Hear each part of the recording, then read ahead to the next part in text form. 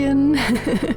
Wie ihr seht, freue ich mich da ziemlich, weil ich habe endlich die Sachen für meinen vertikalen Garten bekommen.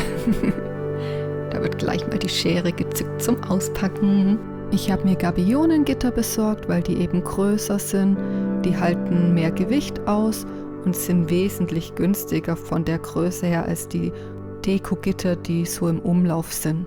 Das wird jetzt kein vertikaler Garten mit Gemüse, sondern mit den Pflanzen, die da im Zimmer sind, damit die mal ein bisschen besser aufgeräumt sind und man einfach da eine schöne Fläche an der Wand hat. Das ist ja auch immerhin dekorativ. Genau, und dann kann man auch besser den Boden putzen. War bisher immer ein bisschen, viel Rumräumerei. Die Sachen, die mir im Weg sind, landen einfach mal geschwind auf dem Boden. Weg damit! Ich packe hier gerade die Befestigung für die Gitter aus. Das sind Stockschrauben mit Rohrschellen und Dübel. Das war ein Gesamtpaket.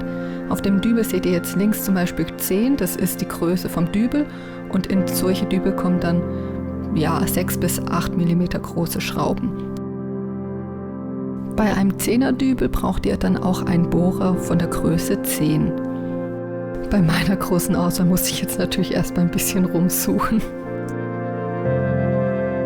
Jetzt werden erstmal die ganzen Pflanzen von ihrem alten Platz weggeräumt und ihr seht, da war schon einiges gut zugestellt und da ist es schon ganz sinnvoll, ein bisschen Ordnung reinzubringen. Ja, ich freue mich über dieses Ortungsgerät.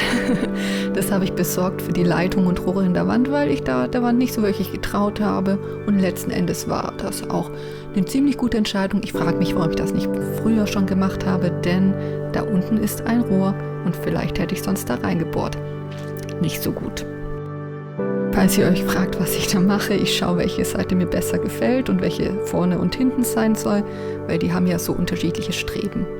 Und außerdem schaue ich natürlich, auf welcher Höhe das Gitter sein soll. Ich habe mich entschieden, wie ich es haben möchte und jetzt wird natürlich markiert, wo ungefähr ich dann bohren muss.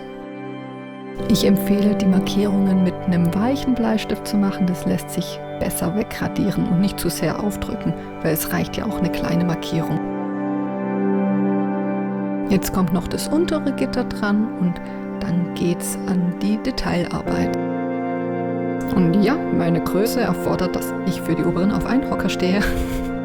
Mit einer Wasserwaage sorge ich dafür, dass die Punkte eben in Waage liegen und dann später alles schön gerade ist. Vielleicht solltet ihr nicht so wie ich einfach aus Versehen mal hups nach hinten plumpsen.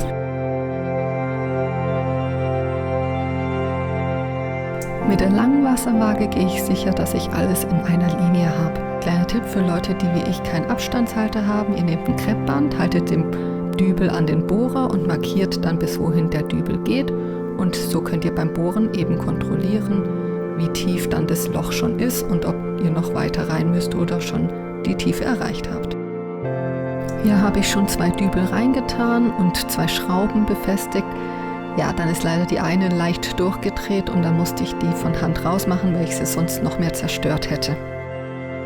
Ich habe ein 10er-Paket bestellt und verwende aber nur 8, darum habe ich noch 2 auf Vorrat. Das war dann hier in dem Fall gut, so konnte ich nämlich Nummer 9 für die durchgedrehte einsetzen. Bei einem Loch bin ich abgerutscht gewesen, deswegen habe ich dann bei der nächsten mit einem Körner so Löcher vorgehauen, damit ich dann da ansetzen kann mit dem Bohrer. Aber psst, ich habe mit dem Hammer nachgeholfen, damit es wieder in Waage ist. Sollte man nicht machen, das beschädigt nämlich die Schrauben, aber die Rohrschellen müssen nicht so tief reingedreht werden, darum ging das. Ich habe hier gerade ziemlich mit unserer Stahlbetonwand zu kämpfen. Ja. Ich habe zwischenzeitlich mal Hilfe bekommen. In die fertigen Bohrlöcher werden dann die Dübel reingehauen. Hier radiere ich noch ein bisschen was von meinem überschüssigen Bleistiftskizzen weg. Und wie so oft, wenn man mal ein bisschen Musik nebenher laufen hat, wird ein bisschen getanzt. In meinem Kopf so, ist das richtig? Übrigens noch ein kleiner Tipp, nehmt einen Karton, klebt ihn unter das Bohrloch und der meiste Dreck landet darin und ihr müsst dann nur ein bisschen hinterher saugen. Ja, ich sauge die Bohrlöcher aus und dann kommen die Dübel noch rein. Die drückt ihr rein und dann vorsichtig mit dem Hammer den Rest reinklopfen. Teepausen sind immer was Gutes. Wenn ich schnell fertig trinken will, keine gute Idee. Und jetzt noch die letzten Schrauben in die Dübel. Hier habe ich nicht mit dem Hammer aufgepasst, deswegen musste da abgesägt werden, weil sonst die Rohrschelle nicht mehr drauf gepasst hätte. Ich hatte noch ein bisschen weißen Lack von meinem Schrank übrig und weil mir die Farbe von dem Gitter jetzt nicht gefallen hat, habe ich jetzt das Gitter sowie die Rohrschellen weiß lackiert. Wenn ihr jetzt keinen übrigen Lack daheim habt, dann könnt ihr euch auch Spray holen. Das ist ein bisschen weniger zeitaufwendig. Die Rohrschellen lassen sich ganz einfach draufdrehen und dann kann man eigentlich schon mal das Gitter einsetzen und alles so ein bisschen justieren. Wenn das dann passt, dann könnt ihr die Rohrschellen wieder zuschrauben. Ich habe jetzt tatsächlich Rohrschellen genommen. Ihr müsst nicht unbedingt Rohrschellen nehmen. Ich wollte es halt einfach sicher haben, damit es nicht irgendwie, wenn man mal dran stößt, oben aus dem Haken oder sowas rausrutscht. Vielleicht habt ihr ja noch eine andere Idee. Könnt ihr mal gerne in die Kommentare schreiben. Jetzt kommen meine Pflänzchen. Und die müssen ja auch irgendwie am Gitter befestigt werden. Darum habe ich jetzt einfach mal Makramee-Ampeln umdesignt. Alles ein bisschen zurechtzupfen. Ja, und die Makramee-Vorrichtung, die werden mit Haken an das Gitter dran gehängt. Sozusagen eingehakt. Am Anfang wollte ich solche mit Franzen eigentlich nicht machen, aber das sieht jetzt eigentlich so zwischendrin doch ganz schön aus und ja, gerade beim Aufhängen habe ich immer mal wieder geschwind damit gespielt und so ein bisschen aufgelockert. Ich hatte noch kein klares Bild, wie ich es ungefähr aufhängen möchte, deswegen wandert mal der Topf dann doch dorthin und dann mal wieder dahin, bis sie endlich dann mal so ihren einzelnen Platz gefunden haben. Das Design hier ist ein bisschen anders, da habe ich dann die losen Enden um 2 Haken drumherum geknotet und dann befestigt.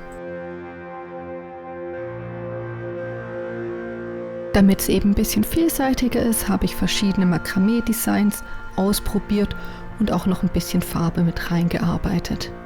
Und wenn es dann hängt, dann wird einfach alles nochmal so ein bisschen zurechtgezupft, damit auch alles ungefähr so aussieht, wie ich es möchte.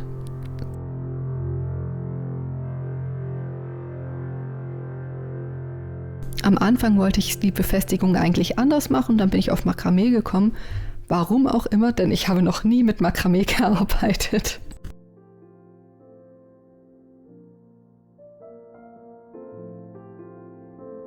Jetzt kommen meine großen und schweren Pflanzen. Da habe ich sicherheitshalber dann lieber 2 Haken verwendet. Ja, ist glaube ich auch ganz sinnvoll vom Gewicht her. Hier musste ich das Muster noch ein bisschen mehr zurechtzupfen, weil das ein bisschen anders designt wurde. Der Farn musste noch ein bisschen weichen, da die Orchidee, die da reinkommt, ein bisschen ausladender ist. Und Orchideen riechen ja normalerweise nicht so, aber die duftet herrlich. Jetzt findet vorerst die letzte Pflanze ihren Platz an meinem vertikalen Garten. Wer weiß, vielleicht wird er ja noch ein bisschen erweitert, aber ich habe da schon echt einige Pflanzen, die da ihren Platz benötigt und beansprucht haben. Ich sage jetzt nicht mehr dazu. Viel Spaß mit dem fertigen Ergebnis.